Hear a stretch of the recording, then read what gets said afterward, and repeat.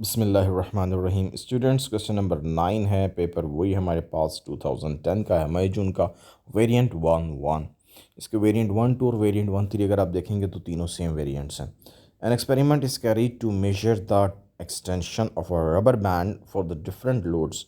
The results are shown below. ठीक है, load बताया हुआ कि हम एक रबर बैंड के साथ डिफरेंट डिफरेंट लोड्स हैंग कर रहे हैं। वो कौन सा है? 0, 1, 2, 3। जब हमने कोई लोड उसके साथ हैंग नहीं किया हुआ तो हमें उसकी रबर बैंड की ओरिजिनल लेंथ ही मिल रही है उस वक्त। ठीक है ना, यानी कि आप देख लें ये 15.2 का मतलब ये है कि अभी आपने अगर ये रबर बैंड है और ये हैंग, जस्ट ये हमारे पास रबर बैंड है, तो ये इसकी ओरिजिनल लेंथ है। ये अगर हमने हैंग किया हुआ है कहीं से, तो अभी इसके साथ कोई लोड नहीं है किसी किस्म का, तो यहाँ पर ये उसकी ओरिजिनल लेंथ दी हुई है 15.2।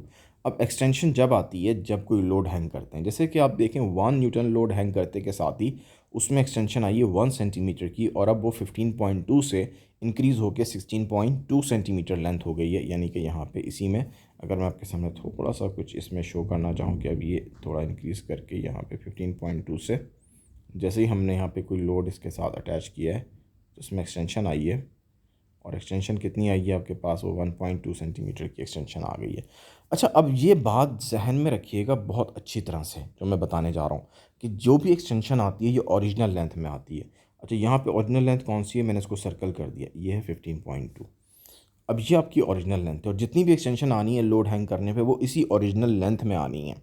अब 2 न्यूटन लोड जब आप हैंग करेंगे और एक्सटेंशन कितनी आ गई है? 2.1 एक्सटेंशन आई है, तो अब यहाँ पे फाइनल लेंथ कितनी हो जाएगी? तो 15.2 में इस 2.1 को हम ऐड कर देंगे, तो हमारे पास क्या आंसर आ जाएगा? We got 17.3 centimetre. ये आपकी अब लेंथ हो जाएगी जैसे ही आप इसमें ऐड करेंगे। तो ठीक है जी, आई होप ये आपको क्लियर हो गया होगा। तो ऑप्शन इसमें देखेंगे कौन सा बनता है, तो मेरे सामने जो ऑप्शन नज़र आ रहा है वो मुझे नज़र आ रहा है 17.3 बी में आपको नज़र आ रहा है। तो B option is the correct one, तो बी आपका बिल्कुल करेक्ट है। ठीक है जी, इस एमसीक्यूज़ के बाद अब हम चलते हैं नेक्स्ट एमसीक्यूज़ की तरफ।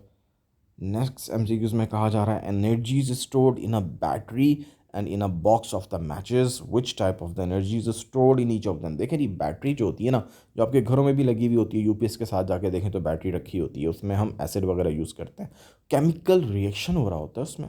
तो वो केमिकल एनर्जी होती है जो फाइनली कन्वर्ट होती है बाद में इलेक्ट्रिकल एनर्जी में। और जितने भी सेल होते हैं आपके पास बैटरी में, उनमें केमिकल रिएक्शन की वजह से केमिकल एनर्जी कन्वर्ट्स होती है काइनेटिक में, और केमिकल एनर्जी कन्वर्ट्स होती है फर्दर फिर इलेक्ट्रिकल एनर्जी में।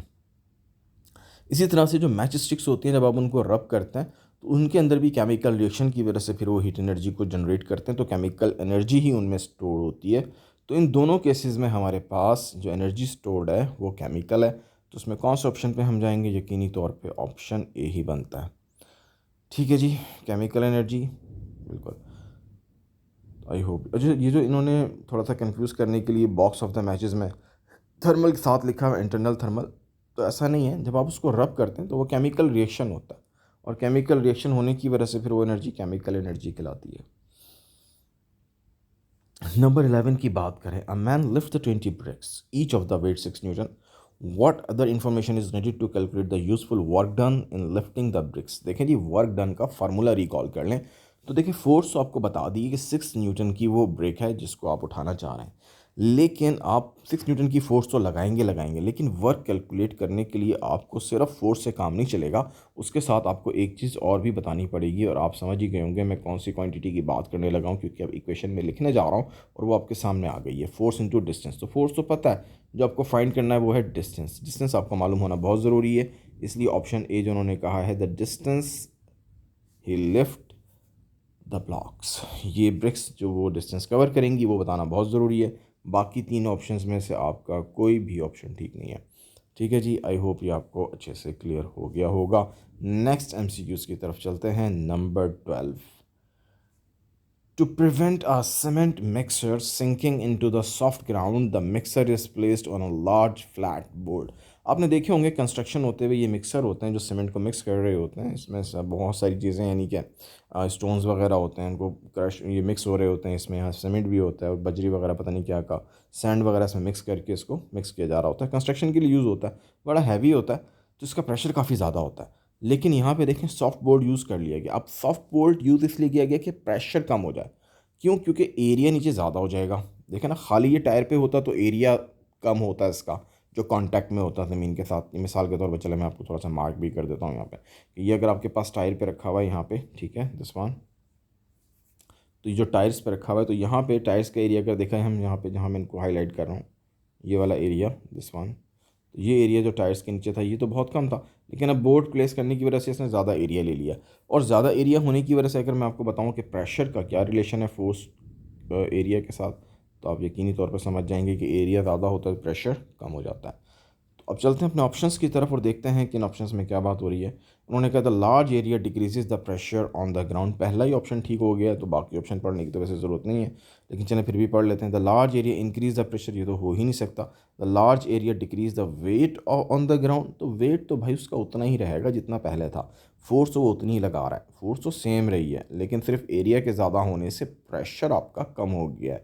The large area increase the weight, ये तो हो नहीं सकता, खैर बहरहाल ऑन द ग्राउंड, लेकिन बहरहाल चलें वेट अगर इंक्रीज हो भी जाए मान लेते हैं, चलें एक बात, लेकिन ये जो ऑप्शन है ना कि why does this prevent the mixer sinking, इसको जस्टिफाई करने के लिए जो ऑप्शन बनेगा वो सिर्फ ए बनेगा। डी को अगर कोई स्टूडेंट्स कह रहा था कि नहीं जी वो बोर्ड रख दिया था तो वेट ज़्यादा हो गया, तो वो ठीक है आपकी बात, वेट ज़्यादा हो सकता है, लेकिन why does this prevent the mixer sinking, वो सिंक करने के लिए जो जस्टिफाई कर रहा है जो ऑप्शन, वो है option number A. That's it.